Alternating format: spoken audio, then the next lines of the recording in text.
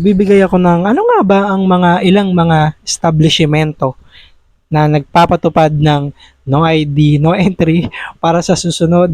Lagi mong dala-dala yung ID pag papasok ko sa mga gantong establishmento. So number one, schools and university. Alam naman natin, lalo baka nga yung iba dito, experience ko nung nag-aaral ako, di ba? Meron pa yung muntik-muntikan na nung nakakasuntukan yung guard, di ba? Or napag-iinitan. Kasi nga, lalo kung may exam ka, hindi mo magawa ng paraan. Nakalimutan mo lang yung ID mo o kaya nawala. Sino ba yung mga may ID sa eskwelahan? Siyempre, yung estudyante, teacher, faculty, mga alumni, at library card. Kung meron man, pwede nyong banggitin, baka may nakalimutan ako. Dalawa is residential communities. So, alam ba mga halimbawa nito?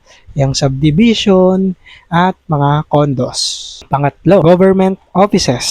So, mga may ID dyan, syempre, empleyado at kadalasan, lalo kung may iniingatan ng mga pang-pribado na hindi pwedeng ma-access ng publiko, kinakailangan talagang sumunod tayo dun sa protocol. Pangapat, yung corporate offices. Syempre, ayaw naman natin lalo kung ikaw na kumpanya ay kung sino-sino lang ang makapasok. Malay ba natin, di ba? May makapasok na kawatan at may mawalang gamit. Panglima na establishment or building, event and conferences. Usually, ito yung mga ID na mas malalaki na ginagamit para mabilis na makita, ito receptionist to, ito visitors, ito VIP.